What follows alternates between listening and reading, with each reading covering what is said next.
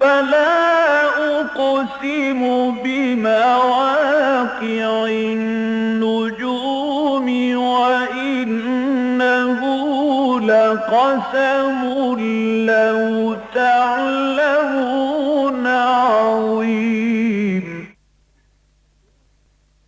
إنه لقرآن كريم في كتاب مكنون لا يمسه إلا المطهرون تنزيل من رب العالمين.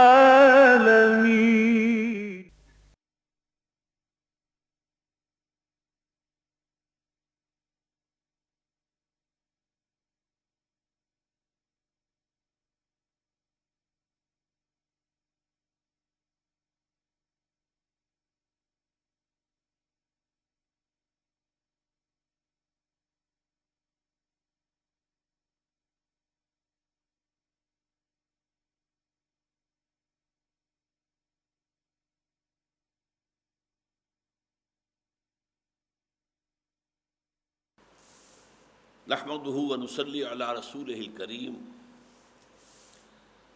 اما بعد فقد قال الله تبارك وتعالى كما ورد في سورة المائدة اعوذ بالله من الشيطان الرجيم بسم الله الرحمن الرحيم واتل عليهم نبأ ابني آدم بالحق إذ قربا قربانا فتقبل من أحدهما ولم يتقبل من الآخر قال لأقتلنك قال إنما يتقبل الله من المتقين لئن بسطت إلي يدك لتقتلني ما أنا بباسط يدي إليك لأقتلك إني أخاف الله رب العالمين إني أريد أن تبوء باسمي واسمك فتكون من أصحاب النار وذلك جزاء الظالمين فطوعت له نفسه قتل أخيه فقتله فأصبح من الخاسرين فبعث الله غرابا يبحث في الأرض ليريه كيف يواري سوءة أخيه قال يا ويلتى أعجزت أن أكون مثل هذا الغراب فأواري سوءة أخي فأصبح من النادمين صدق الله العظيم رب اشرح لي صدري ويسر لي أمري واحلل عقدة من لساني يفقهوا قولي اللهم ربنا ألهمنا رشدنا وأعذنا من شرور أنفسنا اللهم أرنا الحق حقا وارزقنا اتباعه وأرنا الباطل باطلا وارزقنا اجتنابه آمین یا رب العالمین۔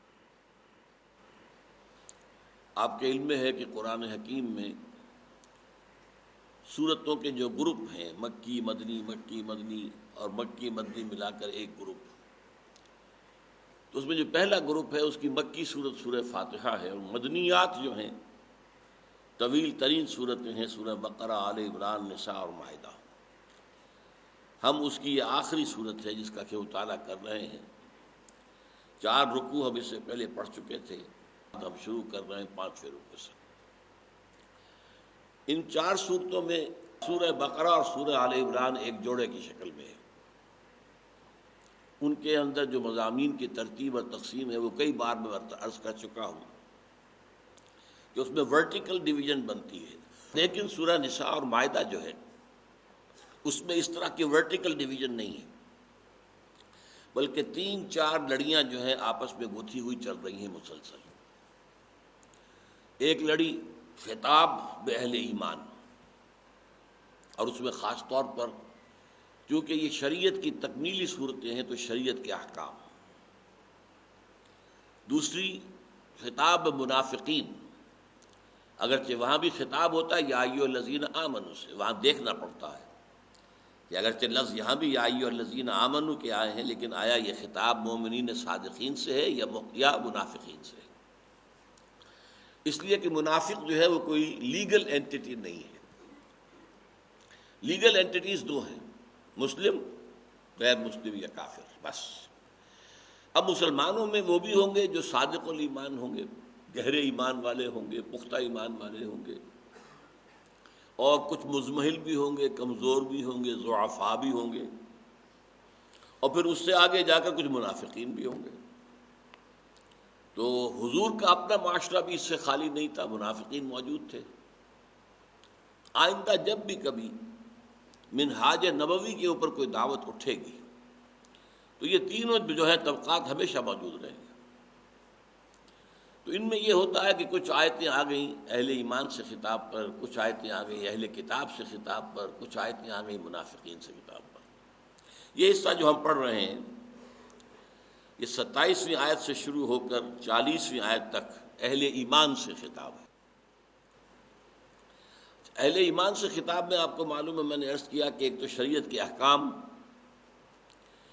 پھر وہ ایک نظام جو دینا مقصود ہے، نظام عدل و قسط، معاشرہ جو ہے کن اصولوں پر استوار کیا جائے، عدل اور انصاف کے کیا بنیادیں ہوں، یہ ایک دوسرا اہم مضمون ہے۔ اس کے ضمن میں انسانی خون کا ناحق بہانا یہ بہت بڑا جرم ہے، بلکہ ہمارے مطالعہ قرآن حکیم کے منتخب نصاب میں جو سورہ الفرقان کا آخری رکوع شامل ہے، اس میں 3 گناہوں کا ذکر کیا گیا ہے، گویا کہ کبر الکبائر، تمام کبیرہ گناہوں میں سب سے بڑی۔ پہلے شرک، یہ انسان کی سوچ کو، انسان کے سارے فکر کو، اس کو بالکل ہی فاسد کر کے رکھ دیتا ہے۔ انسان رہتا ہی نہیں، حیوان بن جاتا ہے، شرف انسانیت سے اپنے آپ کو گویا کہ محروم کر دیتا ہے۔ نمبر 2 ہے قتل ناحق۔ بہت سے حضرات کے ذہن میں وہ آیت آ گئی ہوگی، والذین لا يدعون مع اللہ الہا آخر ولا يقتلون النفس التي حرم اللہ الا بالحق۔ وہ لوگ جو اللہ کے سوا کسی اور الہ کو پکارتے نہیں ہیں، دعائیں نہیں کرتے ہیں، جو بھی دعا کرنی ہے، جو مانگنا ہے، حضور نے فرمایا کہ اگر جوتا باندھنے کا تسمہ بھی مانگنا ہے تو اللہ سے مانگو، کیوں کسی اور انسان کے آگے ہاتھ پھیلاتے ہو سکتا ہے وہ تمہارے ہاتھ پر ہتھیلی پر کچھ رکھ دے، ہو سکتا ہے تھتکار دے، اللہ سے مانگو نا، وہ کسی کے دل میں ڈال دے اور آپ کی بات پوری ہو جائے، از خود کوئی آ کر اللہ کا بندہ آپ کو وہ شے دے جائے گا۔ بہرحال مانگو اللہ سے، دعا کرو اللہ سے، والذین لا يدعون مع اللہ الہا آخر ولا يقتلون النفس التي حرم اللہ الا بالحق، اور نہیں قتل کرتے اس نفس کو، اس انسانی جان کو جسے اللہ نے بہت محترم ٹھہرایا ہے مگر حق کے ساتھ۔ وہ حق کیا ہے؟ اگر حربی ہے، کافر، حالت جنگ کا اعلان ہے تو پھر کافر کو قتل کیا جائے گا۔ ایسے ہی نہیں ہے کہ آپ کے اپنے ملک میں کوئی کافر بستا ہے، آپ نے قتل کر دیا، ذمہ ہے اور قتل کر دیا، نہیں۔ حالت جنگ میں حربی کافر جو ہے اس کا خون جائز ہے، بہا دینا۔ مسلمان کا 3 شکلوں میں ہوگا۔ قتل عمد کی سزا کے طور پر اگر جو مقتول کے ورثاء ہیں، جیسا کہ ہم پڑھ چکے ہیں تفصیل سے، وہ نہ دیت لینے پر راضی ہوں اور نہ معاف کرنے پر راضی ہوں تو جان کے بدلے جان۔ تیسرے ہے اگر کوئی شادی شدہ مرد یا عورت زنا کرے تو وہ قتل کی بہت تکلیف دہ شکل جو ہے رجم، پتھر مار مار کر ان کو ہلاک کیا جائے۔ چوتھے یہ کہ کوئی شخص مرتد ہو جائے، اس کو قتل کیا جائے، یا تو وہ بھاگ جائے، ملک سے نکل جائے، آپ کے پکڑ میں نہ آئے، وہ بات دوسری ہے، ورنہ مرتد کا قتل واجب ہے۔ تو مرتد کی سزا قتل اور زانی، شادی شدہ یا زانیہ کی سزا رجم، یہ ان کے حلق سے نیچے نہیں اترتی۔ تو بہت سے دانشور ہمارے ہاں ایسے ہیں جو اس کے خلاف لکھ رہے ہیں۔ نہ صرف یہ کہ جدید دانشور، بلکہ ہمارے ہاں قدیم طرز پر تعلیم یافتہ بعض علماء جو یہاں تک کہ وہ مفسر ہونے کے مقام کو پہنچ گئے، ان کے حلق سے بھی یہ چیزیں نہیں اترتی، کڑوی گولیاں ہیں۔ بہرحال قتل ناحق میں آپ کو بتا رہا تھا کہ ان 4 کے سوا کافر حربی ہو جس سے جنگ کا اعلان ہو۔ نمبر 2 قتل عمد، جان بوجھ کر قتل کیا گیا، قتل خطا نہیں، قتل عمد۔ یہ نہیں کہ آپ نے گولی چلائی تھی ہرن پر لگ گئی کسی اور کو جا کر، قتل خطا ہے۔ تیسرے یہ کہ زانی، شادی شدہ یا زانیہ قتل رجم کے ذریعے۔ چوتھے قتل مرتد۔ آپ دیکھ رہے ہیں ہمارے یہاں کیا ہو رہا ہے، ایک شخص مرتد ہو گیا افغانستان میں، عبد الرحمن نامی، وہ مرتد ہو گیا اور اس کو قاضی اور قضات جو وہاں کا اس نے سزا دے دی کہ اس کو قتل کیا جائے۔ اب ایک طوفان مچ گیا، پوری دنیا میں چیمیں گوئیاں شروع ہو گئی۔ وہ دباؤ پڑا کہ پہلے تو یہ دھوکہ دیا کہ ابھی ہم ذرا تحقیق کریں گے کہ وہ پاگل تو نہیں ہے، اس کے پاس اس تحقیق کا بھی کوئی نتیجہ سامنے نہیں آیا، وہ خاموشی سے اس کو اٹالین ایمبیسی میں بھیجا اور وہاں سے آگے وہ چلا گیا اٹلی۔ یہ ہمارا حال ہے شریعت کے نفاذ کے سلسلے میں۔ بہرحال یہ قتل کا معاملہ جو ہے اس کی دو شکلیں ہیں، ایک قتل ہے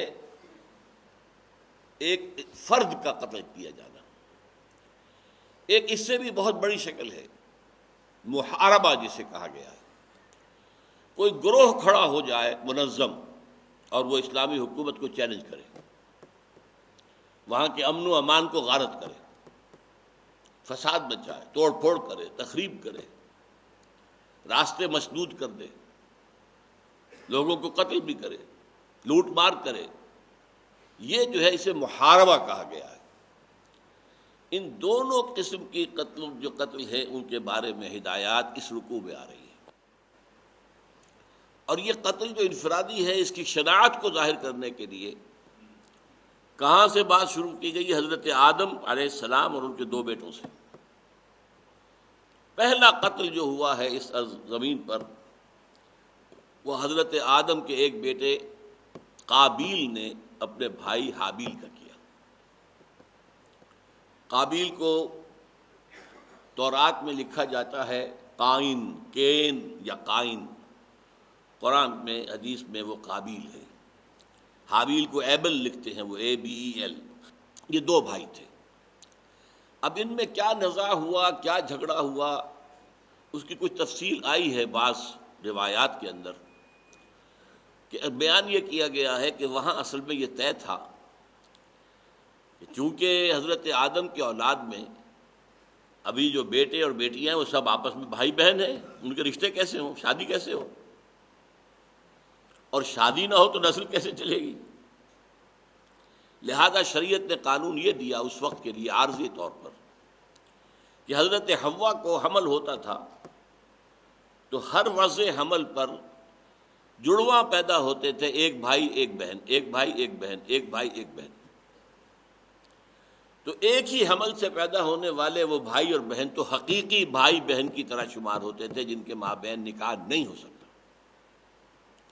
لیکن یہ کہ ایک حمل سے پیدا ہونے والا بھائی بیٹا اور دوسرے حمل سے پیدا ہونے والی بیٹی، ان دونوں کا آپس میں نکاح ہو سکتا تھا تاکہ بات جو ہے آگے نسل انسانی کی چل سکے۔ اب ہوا یہ کہ قابیل بڑا تھا، اس کے ساتھ جو بہن جس کی ولادت ہوئی ہے وہ ذرا خوبصورت تھی۔ حابیل بعد میں پیدا ہوا، اس کے ساتھ جو بہن پیدا ہوئی وہ کچھ اتنی خوبصورت نہیں تھی یا بدصورت تھی، واللہ عالم۔ اب قابیل بضد ہو گیا کہ میں نے تو اس سے شادی کرنی ہے، اپنی بہن سے جو میرے ہی ساتھ پیدا ہوئی۔ ظاہر بات ہے کہ اس وقت کی شریعت اور اللہ کے احکام کے خلاف تھا۔ اس کے ضمن میں پھر حضرت آدم کے سامنے معاملہ آیا۔ حضرت آدم نے یہ فیصلہ کیا اس روایت کی روح سے، مجھے اس کے ماننے میں تأمل ہے، وہ میں بیان کروں گا، کہ حضرت آدم علیہ السلام نے فیصلہ کیا کہ تم دونوں کچھ قربانی پیش کرو اللہ کی جناب میں، جس کی قربانی قبول ہو جائے گی اسے وہ بیٹی دے دی جائے گی جو قابیل کے ساتھ پیدا ہوئی تھی اور نسبتاً خوبصورت تھی۔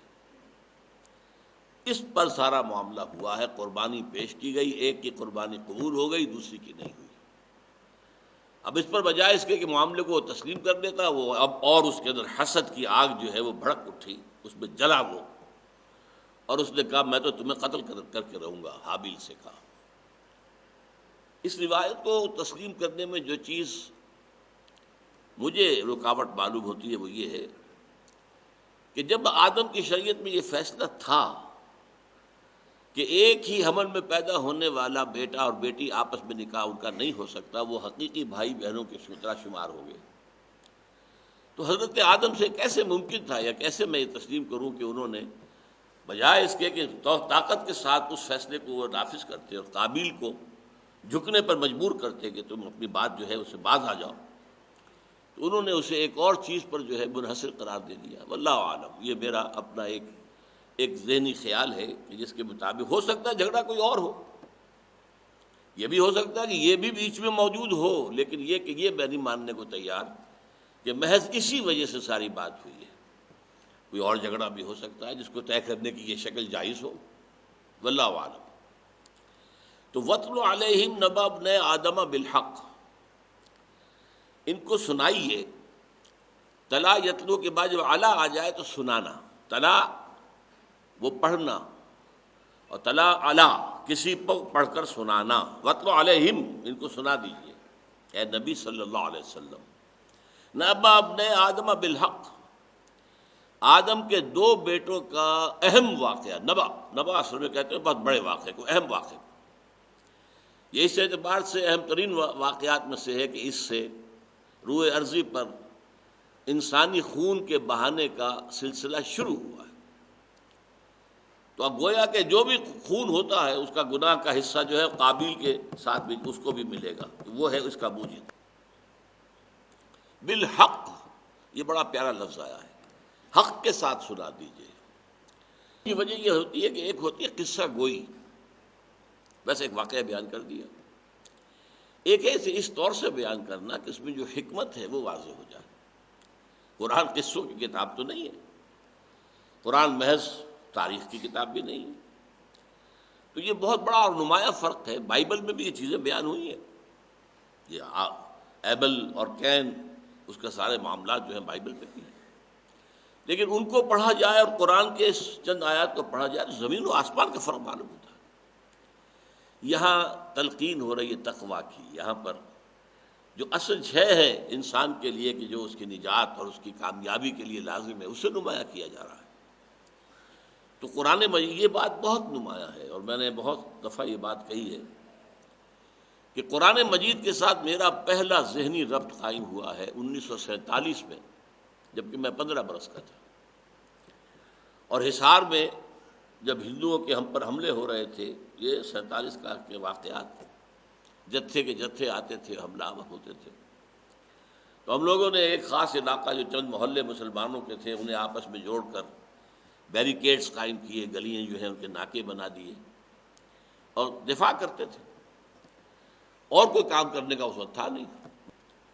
ترجمان القرآن جو مولانا مودودی صاحب کا رسالہ تھا، اس کے پرچے کچھ حاصل ہم نے کر لیے تھے، پڑھ رہے تھے، اس میں سورہ یوسف کی تفہیم یا تفسیر اس وقت آ رہی تھی اقساط کی شکل میں، وہ ہم نے پوری پڑھی، اور وہ واقعہ یہ ہے کہ اس اعتبار سے بہت نمایاں ہے اگر آپ پڑھیں اس کو، کہ مولانا مودودی نے جو حضرت یوسف علیہ السلام کی حالات و واقعات ہیں، ہمارے یہاں بھی یوسف زلیخا یہ مشہور قصے ہیں، زلیخا کا نام قرآن مجید میں کہیں نہیں ہے، لیکن اس قصے کو جس انداز میں بیان کیا اور تورات نے جس انداز میں بیان کیا، زمین و آسمان کا فرق، زمین و آسمان کا۔ ایک میں حکمت کے موتی بکھرے نظر آتے ہیں، ایک میں معلوم ہوتا ہے کسی بات کا جو ہے وہ فلسفیانہ اس کی بنیاد کیا تھی، کیا اساس تھی، کس طور سے ہوا ہے۔ پھر اس میں حضرت یوسف علیہ السلام کی سیرت جیسے نکھر کر سامنے آتی ہے، وہ بات جو ہے آپ کو تورات کے بیان میں ملے گی نہیں، بس یہ ہے کوئی قصہ ہے جو بیان ہو رہا ہے۔ قرآن نے اسی لیے کہا نحن نقص علیک احسن القصص بما اوحینا الیک ھذا القرآن، اے نبی ہم آپ کے سامنے قصہ بیان کرنا چاہتے ہیں بہترین بیان کرنے کے انداز میں، احسن القصص۔ تو یہ فرق یہاں بھی ہے، تورات میں جس طرح ذکر ہے اور قرآن میں جس طرح ذکر ہو رہا، تو یہاں فرمایا بالحق، ہم وہ واقعہ جو سنا رہے ہیں نبی، اور آپ سے ہم کہہ رہے ہیں کہ آپ لوگوں کو سنا دیجئے، یہ حق کے ساتھ ہے، اس کے اندر جو بھی رہنمائی مضمر ہے، اس میں جو اخلاقی تعلیمات مضمر ہیں ان کو واضح کرتے ہوئے، اس قربا قربانا، جبکہ ان دونوں نے قربانیاں پیش کیں. اس لفظ کو سمجھ لیجیے اچھی طرح، قرب سے لفظ بنا ہے. تقریب باب تفعیل ہے، قریب ہونا، قریب ہونا، قریب ہونا، قریب ہونا. اور قریب ہونے کے لیے کوئی بادشاہ ہوتا تھا، اس کا قرب حاصل کرنا تو کوئی نذرانے پیش کریں گے، کچھ اس کے ہدیے لے کے جائیں گے. تو جیسا اونچا آپ کا ہدیہ ہوگا ظاہر بات ہے کہ بادشاہ اتنی ہی قدر کرے گا. اسی طرح سے اللہ کا قرب حاصل کرنے کے لیے اس کی جناب میں نذرانہ پیش کرنا، یہ قربانی کہلاتی ہے. اب اس میں ظاہر بات ہے سب سے بڑی قربانی تو اپنی جان کی قربانی ہے، جو جہاد فی سبیل اللہ کی شکل میں دی جائے، سب سے بڑی قربانی. لیکن اس کے ساتھ ہی مال کی قربانی، اپنی محبوب چیزوں کی قربانی. تو ان میں سے ایک بھائی جو ہے وہ کاشتکار تھا، وہ اپنے کچھ جو کھیت کے یا باغ کا کچھ سامان تھا، پھل تھے، وہ لے آیا، تقرب حاصل کرنے کے لیے قربانی پیش کر دی. اور دوسرا جو تھا وہ گلہ اس کا تھا، جانوروں کا، بھیڑے بکریاں پالتا تھا، وہ بھی کوئی اچھا سا دمبا اللہ کے لیے قربانی کے لیے سامنے لے آیا. دونوں نے قربانی پیش کی، حابیل نے بھی قابیل نے بھی. تو فرمایا فَتُقُبِّلَ مِنْ أَحَدِهِمَا وَلَمْ يُتَقَبَّلْ مِنَ الْآخَرِ، تو قبول کر لی گئی وہ قربانی ان میں سے ایک سے، اور نہیں کی گئی قبول دوسرے سے. اچھا، اب کیسے معلوم ہوا کہ یہ قبول ہو گئی اور کیسے معلوم ہوا یہ قبول نہیں ہوئی؟ اس میں جو ہمارے ہاں مفسرین کا اجماع ہے اور قرآن مجید کے بعض مقامات سے بھی ثابت ہوتا ہے. حضور سے بھی کہا گیا تھا سورہ آل عمران میں، ہم آپ پر ایمان نہیں لائیں گے جب تک کہ آپ وہی بات نہ کر کے دکھائیں کہ قربانی پیش کریں اللہ کی جناب میں اور آسمان سے آگ اترے اور وہ کھا جائے اس کو. یہ اصل میں علامت تھی اس وقت. یوں سمجھ لیجئے، میں اسے اس طرح کہا کرتا ہوں ذرا لائٹ موڈ میں، ابھی نوع انسانی عہد طفولیت میں تھی. تو ایک بچے کو کھلونے چاہیے ہوتے ہیں کھیلنے کے لیے، اس سے ذرا آگے ہو جاتا ہے آدمی تو کچھ آپ اس کو پڑھاتے ہیں، لیکن حکمت نہیں پڑھا سکتے اسے. کچھ آپ الفاظ پڑھا دیے، کچھ یہ پڑھ لو، کچھ یہ پڑھ لو، تو یہ تدریجاً ہوتا ہے. اسی لیے حصی جو معجزات ہیں وہ ختم کر دیے گئے. حضرت عیسیٰ پر آ کر تکمیل پا گئے، مردہ کو زندہ کر دینا، اور جو اندھا ہے مادر ذات اس کی بینائی بحال کر دینا. اور کیا چاہیے آپ کو؟ اپنے ہاتھ سے ایک گارے سے پرندہ بنانا اور اس میں پھونک مارنا اور اڑتا وہ پرندہ ہو جائے. تو حصی معجزات مراد کیا ہے؟ جو آنکھ سے دیکھے جا سکیں. وہ اپنے کلائمیکس پر پہنچ گئے حضور صلی اللہ علیہ وسلم کی بعثت سے 600 برس قبل حضرت عیسیٰ پر. حضور کے لیے کوئی حصی معجزہ نہیں دیا گیا. ایک شق قبر کا معاملہ آتا ہے لیکن وہ بھی کسی مطالبے پر نہیں تھا. معجزہ وہ ہوتا ہے جو قوم کہے کہ دکھاؤ ہمیں یہ چیز دکھاؤ. قرآن مجید میں ذکر موجود ہے، سورہ انعام میں ہے، سورہ بنی اسرائیل میں ہے، ہمیں کر کے دکھاؤ. اس مکے کی سنگلاخ زمین میں تمہارے لیے ایک چشمہ پھوٹ نکلے، یہاں تمہارے لیے ایک باغ جو ہے تیار ہو جائے، اللہ کر دے آنے واحد میں، تم اس میں کھاؤ. تم تو غریب آدمی ہو تو تمہارے لیے یہ خوشحالی کا ذریعہ بن جائے گا. یا ہمارے سامنے ذرا آسمان پر چڑھ کر دکھاؤ اور وہاں سے کتاب لے کر اترو، یا تمہارے لیے محل بنا دیا جائے سونے کا، چاندی کا. تو ایسے مطالبے وہ کرتے تھے کہ جو حصی معجزہ ختم ہو چکا. وہ انسان کی عہد طفولیت کے دور تک تھا. اس کے بعد اب یہ عقلی، فکری، ذہنی، یہ اب معجزہ ہے جو قرآن مجید جو ہے جس کا کلائمیکس ہے. اسی طرح اس معاملے میں کیا ہوتا تھا کہ کوئی قربانی آپ نے پیش کی، آسمان سے ایک آگ نازل ہوئی اور اس کو بھسم کر گئی، تو گویا کہ اللہ تعالیٰ نے وہ قربانی قبول کر لی. نہیں تو آپ کی قربانی جو ہے ریجیکٹ ہو گئی. یہ چلا آ رہا ہمیشہ سے. لیکن یہ کہ جدید بعض مفسرین یہ بھی ماننے کو تیار نہیں ہیں. اصل میں وہ سائنٹیفک ریشنلزم جو شروع ہوا تھا 18ویں صدی سے، اور جو پھر ہمارے ہاں جو ہے 19ویں صدی کے اواخر میں امپورٹ ہوا ہے، اور جس کے سب سے بڑے جو ہیں مبلغ اور داعی وہ سر سید احمد خان تھے مرحوم، اس کا ذہنوں پر اتنا اثر ہے کہ جو چیز سائنس کے حساب سے پوری نہ اتر رہی ہو ترازو میں، اس کو کسی طرح اتار کے پھینک دو. فرشتہ کون ہوتا ہے پتہ نہیں چلتا. بھائی فرشتے کیا ہیں؟ صرف فورسز آف دی نیچر کا نام فرشتہ ہے بس. یہ جن کیا ہے؟ بھائی کوئی علیحدہ مخلوق نہیں ہے. یہ جو مشتعل مزاج قسم کے جنگلی وحشی لوگ ہوتے ہیں وہ جن ہے. اور اس کو جو کہا گیا کہ آگ سے پیدا کیا گیا وہ اس وجہ سے کہ وہ مشتعل ہو جاتے ہیں فوراً.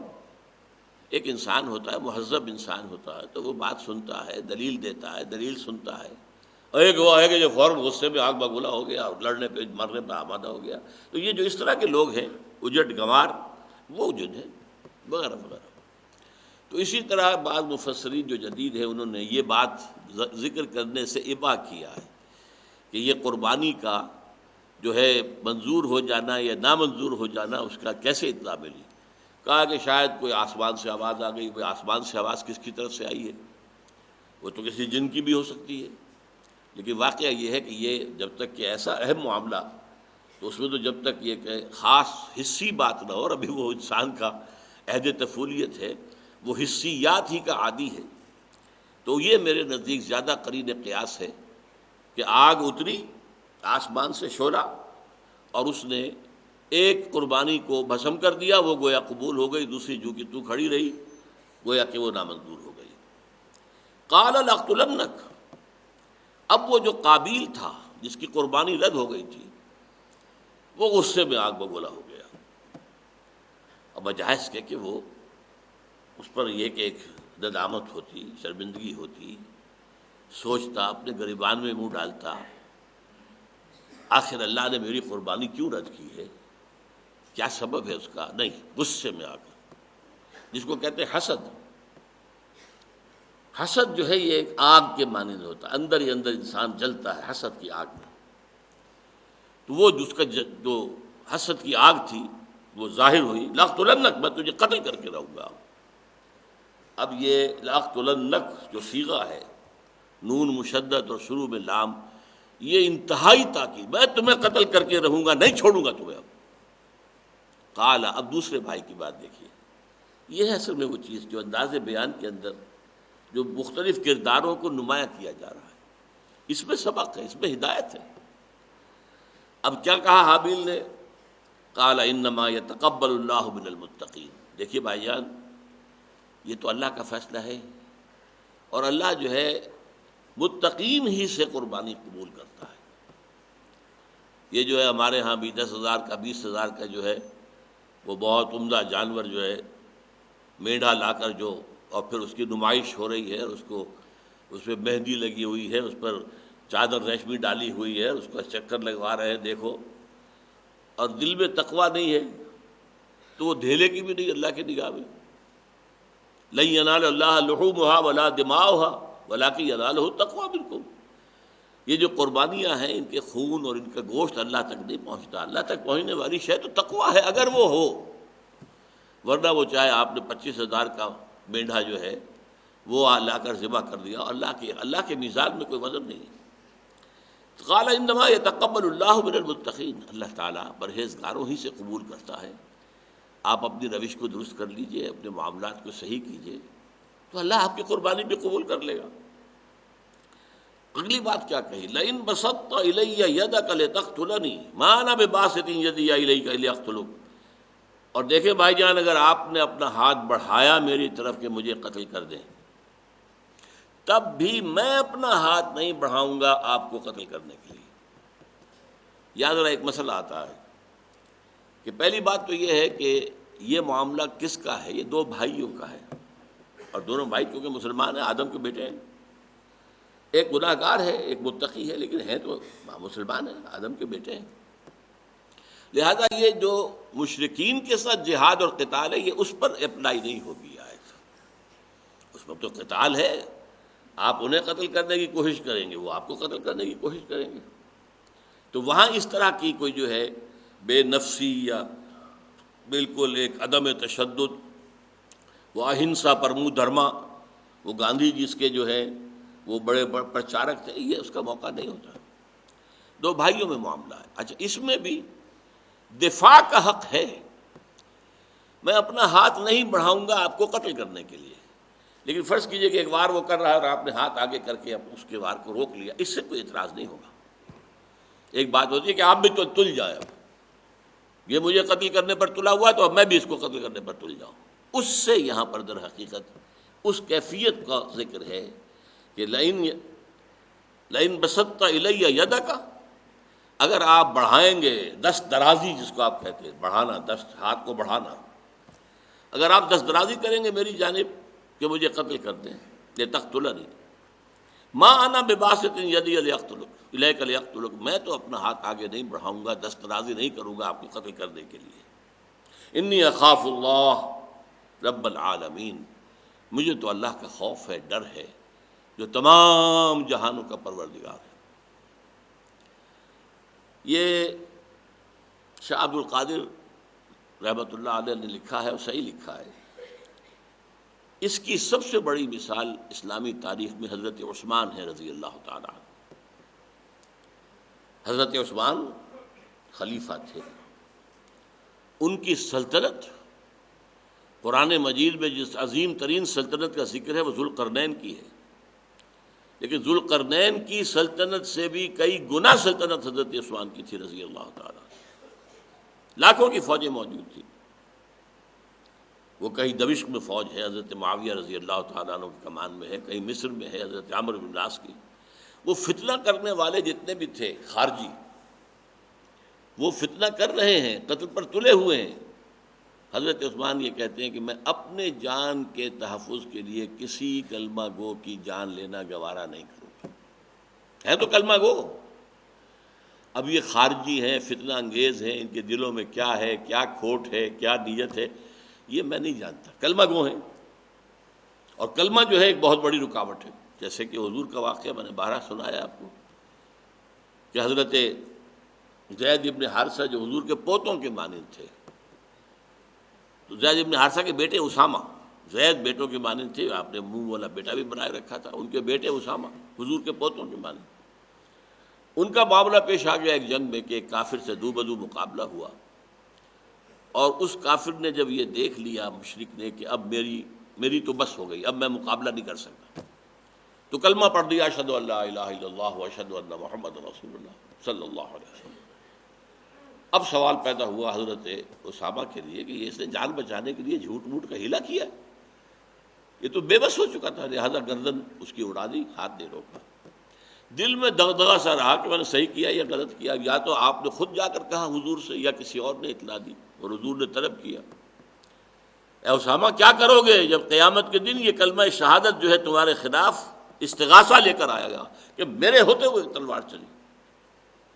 حضرت اسامہ نے عرض کیا حضور اس نے جان بچانے کے لیے کیا تھا. حضور نے فرمایا اللہ شققت قلبہ، تو نے اس کا دل چیر کے دیکھ لیا تھا کہ اس کے اندر ایمان نہیں ہے. تو یہ ہے معاملہ. ایمان اسلام جو ہے صرف زبان سے شہادت دینا یہ بہت بڑی بات ہے. تو چونکہ حضرت عثمان رضی اللہ تعالیٰ عنہ کے خلاف جن لوگوں نے یہ اٹھایا تھا طوفان، تھے تو مسلمان، لہذا آپ نے طے کر دیا تھا یہ جب مجھے قتل کر دیں گے تو گویا کہ جرم ہو جائے گا، اس جرم کا پھر قصاص لیں جو میرے بعد ہوں گے. جب تک انہوں نے مجھے قتل نہیں کیا کس جرم کی سزا دوں میں؟ بہرحال اس سے حضرت عثمان کا معاملہ یہ ہے کہ صحابی ہیں، خلیفہ راشد ہیں، لیکن یہ کہ ان کی رائے سے اختلاف کرنا جو ہے اپنا کفر ہے، نہ گناہ ہے. ایک مقام بلند تو انہوں نے حاصل کر لیا، عظیمت کی بہت اونچی مثال تو قائم کر دی، لیکن ایک رائے ہو سکتی ہے کہ بہتر ہوتا کہ وہ اس الفتنہ اندازوں کے خلاف کوئی کارروائی کرتے. واللہ اعلم. تو یہ مثال جو ہے اس میں آپ کو علامہ اقبال کا ایک شعر سناتا ہوں جس میں میں نے ترمیم کی ہے. علامہ سے جو مجھے محبت ہے اور جو ان کے اشعار میں قرآن مجید کے گہرے حقائق کی جو ترجمانی ہوئی ہے اس کی وجہ سے جو میرے دل میں قدر ہے ان کی، وہ سب کو معلوم ہے، وہ اس میں کچھ بیان کرنے کی ضرورت نہیں ہے. ایک شعر کہتے ہیں، میں حیران ہوا اس شعر پر کہ کیسے علامہ نے یہ شعر کہا. غریب و سادہ و رنگی ہے داستان حرم، نہایت اس کی حسین ابتدا ہے اسماعیل. یہ حرم کی داستان جو ہے یعنی امت مسلمہ چلی آ رہی ہے نا. حضرت ابراہیم بھی مسلم تھے، یہ ساری ایک امت چلی آ رہی ہے. ہذہ امتکم امۃ واحدہ. تو حضرت حسین قتل ہوئے مظلوماً، ادھر حضرت اسماعیل جو ان کے جد امجد تھے تو ان کی گویا کہ تشبیہ قائم کر رہے ہیں کہ غریب و سادہ اور رنگین ہے داستان حرم، نہایت اس کی حسین، ابتدا ہے اسماعیل۔ میں یہ کہتا ہوں کہ حضرت حسین رضی اللہ تعالیٰ عنہ اور حضرت اسماعیل علیہ السلام کے مابین کیا چیز قدر مشترک ہے؟ حضرت اسماعیل کو ذبح کرنے کا حکم اللہ نے دیا ہے اور خلیل اللہ اس پر عمل کر رہے ہیں۔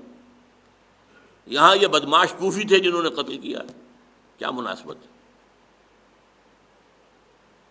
پھر حضرت اسماعیل انہوں نے سرے سے رجسٹ نہیں کیا،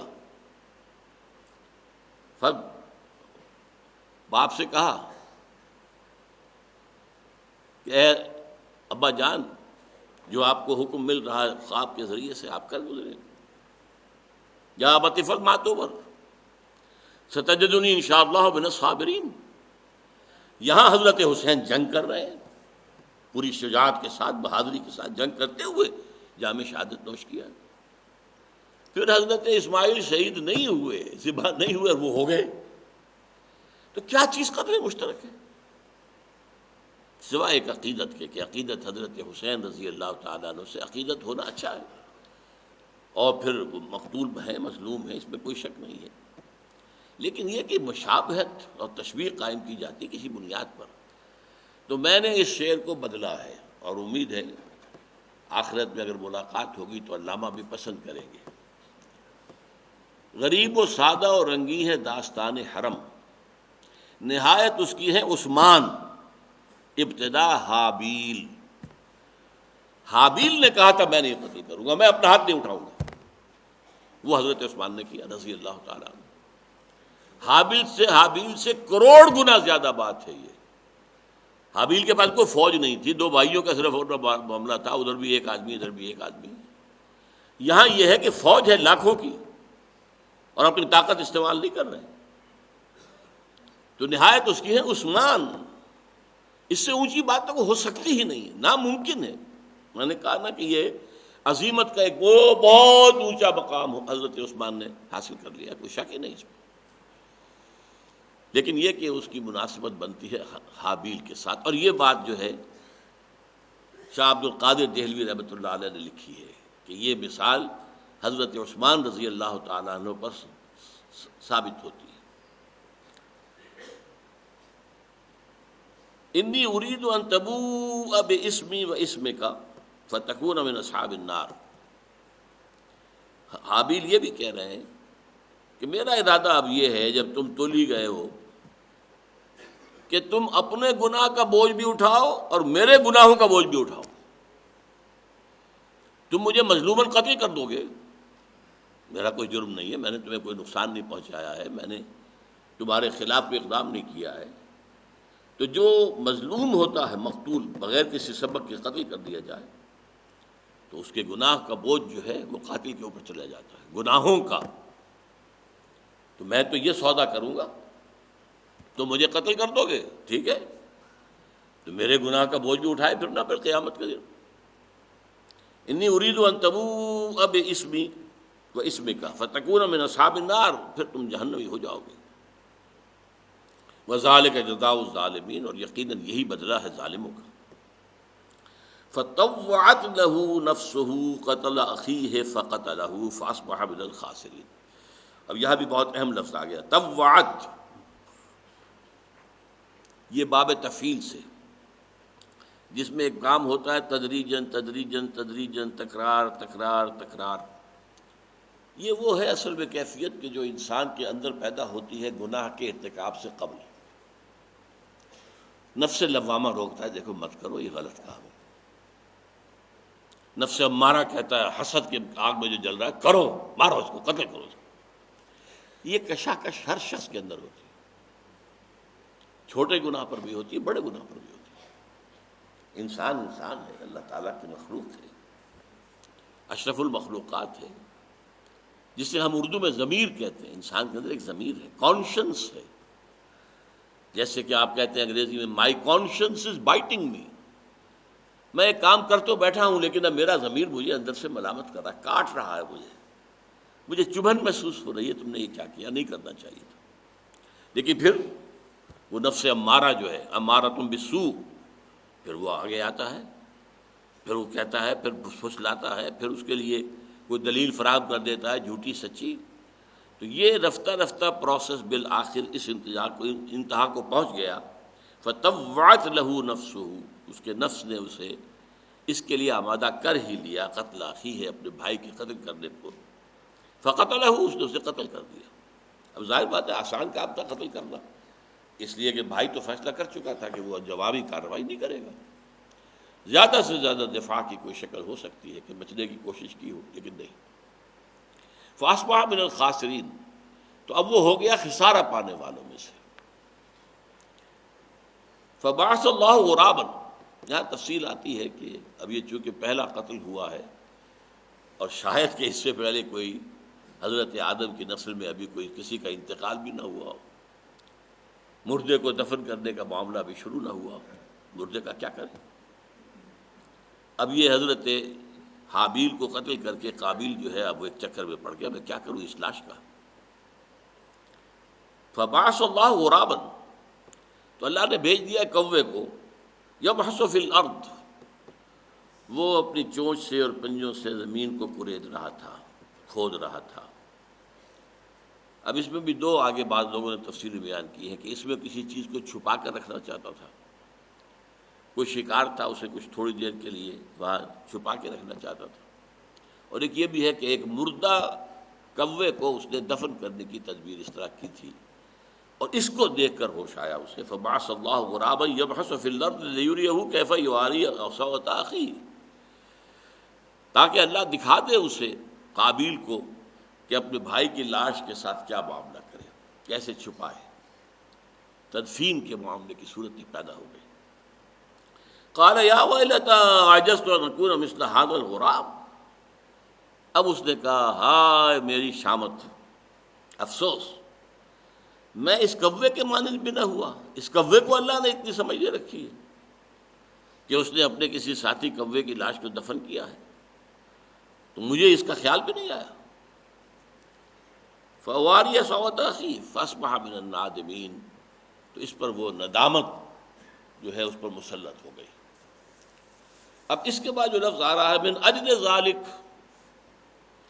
كتبنا على بني اسرائیل انه من قتل نفسا بغیر نفس او فساد في الارض فكأنما قتل الناس جميعا ومن احیاها فكأنما احیا الناس جميعا.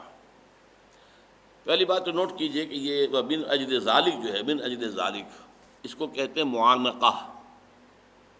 اس میں آپ نے دیکھا ہو کہ اس سے پہلے بھی آیت کے اوپر 3 نقطے لگے ہوئے ہیں. من النادمین آگے اوپر 3 نقطے، من اجل ذالک پھر 3 نقطے. یہ 3 نقطے ادھر 3 نقطے ادھر، درمیان میں جو عبارت آتی ہے اس کا مطلب یہ ہوتا ہے یا یہ پہلی کے ساتھ جڑ جائے گی یا اگلی کے ساتھ جڑ جائے گی، دونوں امکانات ہیں.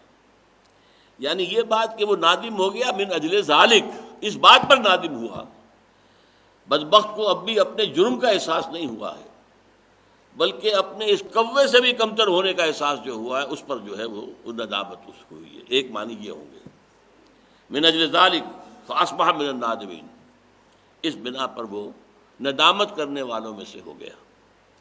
لیکن دوسرا پہلو قوی تر ہے، اور وہ جو میں نے پورا پس منظر بیان کیا تھا اس کے ساتھ مطابقت رکھتا ہے.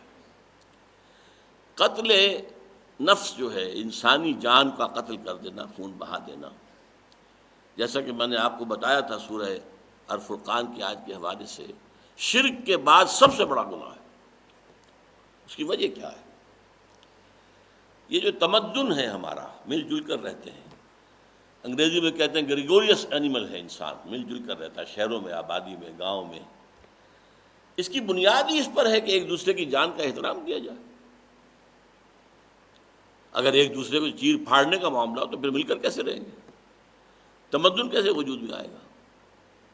انسانی آبادیاں کیسے وجود میں آئیں گی؟ یہ تمدن کی جڑ کاٹ دینے والی بات ہے، انسانی تمدن. اب اگر کسی معاشرے میں قتل عام ہو جائے، جیسا کہ ہمارے ہاں ہے اس وقت، معمولی باتوں پر قتل، چند روپوں کا تنازع ہے اور چھری مار دی، گھونپ دی پیٹ میں، معلوم ہوتا کہ مچھر کی جان کی طرح انسان کی جان ہے. جو ہو رہا ہے اس وقت، انسانی جان کی کوئی قدر و قیمت ہے ہی نہیں. تو وہ کیا ہے؟ معاشرے کے اندر قتل عام ہو چکا ہے، اور یہ قتل کا عمومیت گویا کہ پوری نوع انسانی کی تمدنی جڑ کو کاٹنے والا ہے۔ من اجل ذالک، اس وجہ سے، اس بنیاد پر ہم نے یہ لکھ دیا تھا بنی اسرائیل پر، یعنی جب پہلی شریعت نافذ ہوئی ہے، شریعت جو ہے ایک باقاعدہ مدون صورت میں، وہ حضرت موسیٰ علیہ السلام کو عطا ہوئی ہے۔ احکام پہلے بھی آتے رہے، جیسا کہ میں نے عرض کیا، حضرت آدم اور حوا کے لیے کیا حکم تھا؟ ایک حمل میں جو ایک بیٹا اور ایک بیٹی ہوگی تو وہ آپس میں حقیقی بہن بھائی شمار ہوں گے، ان کا آپس میں نکاح نہیں ہوگا۔ لیکن دوسرے حمل میں ایک بیٹا اور ایک بیٹی جو آئیں گے تو ان کا آپس میں ہو سکے گا کہ پہلے حمل کا بیٹا اور دوسرے حمل کی بیٹی کا نکاح ہو جائے، اور پہلے حمل کی بیٹی اور دوسرے حمل کے بیٹے کا نکاح ہو جائے۔ تو آخر حکم تو تھے، لیکن یہ ہے کہ مدون شکل میں جو شریعت ہے وہ پہلی حضرت موسیٰ علیہ السلام کو ملی ہے۔ کتبنا علی بنی اسرائیل، ہم نے لکھ دیا تھا بنی اسرائیل پر، من قتل نفسا بغیر نفس او فساد فی الارض فکأنما قتل الناس جميعا، جس شخص نے کسی انسانی جان کو قتل کیا بغیر اس کے کہ وہ کسی اور انسانی جان کے بدلے میں قتل کیا جا رہا ہو، بغیر نفس، میں نے عرض کیا تھا نا کہ قاتل جو ہے اس کی جان لی جا سکتی ہے بشرطے کہ مقتول کے جو ورثاء ہیں اسے معاف نہ کر دیں۔ وہ معاف کر سکتے، کوئی اور معاف نہیں کر سکتا، نہ جج کر سکتا ہے، نہ کوئی ہیڈ آف دی اسٹیٹ کر سکتا، کوئی نہیں کر سکتا۔ مقتول کے ورثاء معاف کر سکتے ہیں، ویسے صاف کلین چٹ نہ بھی دیں تو کچھ معاوضہ جو ہے خون بہا ریت لے کر معاف کر سکتے ہیں، جان تو بچ گئی نا۔ لیکن یہ کہ عام قانون یہی ہوگا کہ نفس کے بدلے نفس، ان النفس بالنفس، او فساد فی الارض، یا فساد ہو زمین میں، فتنہ فساد۔ اب اس میں جو قتل و غارت گری ہوتی ہے وہاں معین کرنا مشکل ہو جاتا ہے کہ کس نے مارا۔ ایک عام بلوا ہے، ایک ہنگامہ ہو رہا ہے تو کچھ قتل ہو گئے ہیں، اچھا اس بلوے میں ہمارا موجودہ قانون نرمی کرتا ہے، قرآن اس میں مزید سختی کرتا ہے، یہ اب آگے آ رہا ہے۔ یہ جو اجتماعی جو ہے نقص امن جس کو کہیں گے، نقص امن کہہ لیجئے، نقص بھی اور نقص بھی، نقص کے معنی توڑ دینا، یہ جو ہے یہ تو اس سے بھی بڑا جرم ہے جو اب آگے آئے گا۔ کتبنا علی بنی اسرائیل انہ من قتل نفسا بغیر نفس او فساد فی الارض، زمین میں فساد برپا کرنا، فکأنما قتل الناس جميعا، یہ ایسے ہے جیسے کہ اس نے تمام انسانوں کو قتل کر دیا۔ کیوں؟ کہ وہ جو تمدن کی جڑ تھی اسے کاٹ دیا، اب تمدن کس چیز پر قائم ہوگا؟ ومن احیاها، اور جس نے اسے زندہ رکھا یا بچایا، کوئی یہ قتل کر رہا ہے دوسرے نے ہاتھ روک لیا اس کا، من احیاها، اس نے گویا کہ جو قتل ہو جاتا اس کی جان بچا لی، تو جس نے بچا لیا فکأنما احیا الناس جميعا، تو گویا کہ اس نے تمام انسانوں کو بچا لیا۔ وَلَقَدْ جَاءَتْهُمْ رُسُلُنَا بِالْبَيِّنَاتِ، اور ان کے پاس ہمارے رسول آئے بینات کے ساتھ، کھلی کھلی نشانیاں، کھلے کھلے احکام کے ساتھ۔ ثُمَّ إِنَّ كَثِيرًا مِّنْهُمْ بَعْدَ ذَلِكَ فِي الْأَرْضِ لَمُسْرِفُونَ، پھر بھی ان میں سے بہت سے لوگ وہ ہیں، اس سب کے باوجود کہ ہم نے کتابیں نازل کر دی، ہم نے شریعت نازل کر دی، ہم نے نبی بھیجے، رسول بھیجے، اس کے بعد بھی زمین میں بہت سے وہ لوگ ہیں جو زمین میں فساد مچاتے ہیں، اسراف کرتے ہیں، زیادتیاں کرتے ہیں، تعدی کرتے ہیں۔ اب وہ اگلا اجتماعی معاملہ آ رہا ہے۔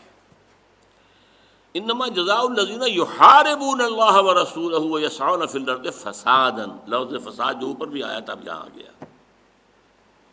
یقیناً وہ لوگ جو محاربہ کرتے ہیں اللہ اور اس کے رسول سے، حرب کے معنی جنگ، محاربہ باب مفعلہ، چیلنج کرنا، کہیں بغاوت ہے۔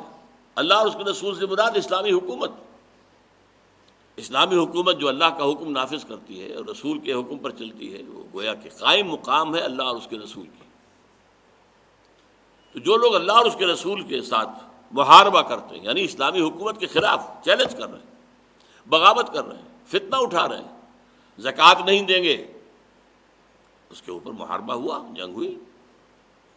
اسی طریقے سے کسی علاقے کے اندر فتنہ ہو گیا، فساد ہو گیا، قتل و غارت بھی ہو گئی، تو یہ جو ہے سب کوئی راستے مسدود کر دیے گئے، روک دیے گئے، تو ہوتا رہتا ہے، آج کی دنیا کے اندر ہوتا ہے۔ انما جزاء الذین یحاربون اللہ ورسولہ ویسعون فی الارض فسادا، وہ چاہتے ہیں زمین میں فساد پیدا کر دینا، وہ جو بھی اللہ اور اس کے رسول کے نام پر حکومت قائم ہے اس کو درہم برہم کرنا چاہتے ہیں، فساد اس کے اندر پیدا کرنا چاہتے ہیں۔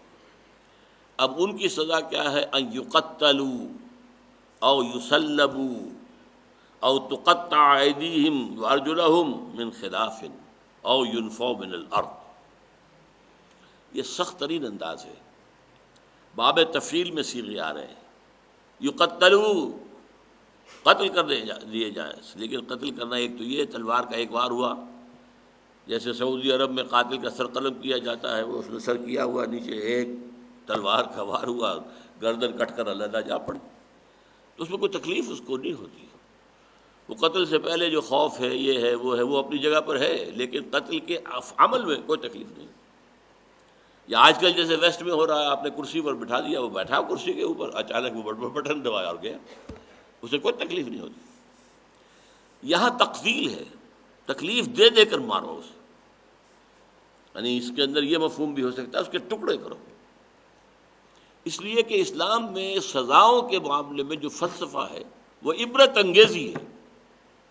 لوگ دیکھیں، زانی جو ہے غیر شادی شدہ، اس کی سزا جو 100 کوڑے ہے، اس میں حکم آیا ہے سورہ نور کے اندر کہ اہل ایمان کا گروہ دیکھے اپنی آنکھوں سے کوڑے لگتے ہوئے اور اس آدمی کی چیخیں نکلتے ہوئے دیکھیں، تاکہ ان کے اندر جو ہے وہ ایک عبرت پذیری پیدا ہو جائے، اس کام کے لیے کوئی خیال تک پھر دل میں نہ آنے پائے ان کے۔ تو اس لیے یقتلو، ٹکڑے ٹکڑے کر دیے جائیں یا تکلیف دے دے کر مارا جائے۔ اس یقتلو ہی کی ایک شکل رجم کی بھی ہے، پتھر مار مار کے۔ اب کوئی پتھر کہیں لگ گیا ہے، کوئی کہیں لگ گیا ہے، کوئی کہیں لگ گیا، ادھر سے بچا رہا ہے، وہ ادھر سے بچا رہا ہے، پتھر لگ رہے ہیں، پتھر مار مار کے جو ہے اور اس کو ختم کر دیا جائے۔ یصلبو، سلیب دے دی جائے۔ اب یہ بھی بڑی تکلیف دہ موت ہوتی ہے، لٹکا دیا، مر رہے، سسک رہے، کچھ خون نکل رہا ہے، فوری موت نہیں ہوتی، یہ پھانسی نہیں ہے، سلیب بالکل مختلف ہے۔ پھانسی تو یہ ہے کہ آپ نے کھڑا کیا ہے، اوپر کنٹوپ باندھ دیا ہے، اس کے بعد تختہ کھینچا ہو گیا، اس کے بعد اس کا جسم جو ہے ذرا پھڑکتا ہے، اسے کیا پتا میرا جسم پھڑک رہا ہے، وہ تو گیا۔ اس اعتبار سے ایک سزا ہے صرف یہ کہ ایک جان لے لی جائے۔ یہاں صرف جان سے ہمیں کوئی بغض نہیں تھا، ہم تو اس سزا کے ذریعے سے لوگوں کے اندر ایک دہشت پیدا کرنا چاہتے ہیں، جرم کے خلاف دہشت، جرم کے خلاف جو ہے انسان کے اندر جو ہے خوف پیدا ہو جائے اور اس کے لیے اس کے عبرت پذیری کا سامان ہو جائے۔ اور تقطع ایدیہم وارجلہم من خلاف، یا ان کے کاٹ ڈالے جائیں ہاتھ اور پاؤں مخالف سمت سے، دایاں پاؤں کاٹو، بایاں ہاتھ کاٹو اور پھینک دو اسے، اب دھوپ میں پڑا ہوا جل رہا ہے، سڑ رہا ہے، یہ تکلیفیں دینے کا۔ او ینفوا من الارض، یا ایک شکل یہ بھی ہے کہ انہیں زمین سے ملک بدر کر دیا جائے، انہیں نکال دیا جائے۔ اسی کی ایک صورت یہ قرار دی ہے فقہا نے کہ جیل میں ڈال دیا جائے، وہ بھی ینفوا من الارض، معاشرے سے کٹ گیا، اور یہ کتنی جیل ہو یہ علیحدہ مسئلہ ہے، لیکن یہ بھی ایک شکل ہو سکتی ہے اس کی، ینفوا من الارض۔ ذالک لہم خزی فی الدنیا، یہ چیز ان کے لیے دنیا میں رسوائی بنے گی، وَلَهُمْ فِي الْآخِرَةِ عَذَابٌ عَظِيمٌ، اور اسی پر بس نہیں ہو جائے گی، معاملہ اسی پر ختم نہیں ہو جائے گا، بلکہ ان کے لیے آخرت میں عذاب عظیم ہے، بہت بڑا عذاب۔ البتہ اس میں ایک بات جو ہے جو دوسرے جرائم سے مختلف ہے، کسی نے چوری کی ہے، حد ہے ہاتھ کاٹو، بشرطے کہ ساری شرطیں پوری ہو جائیں۔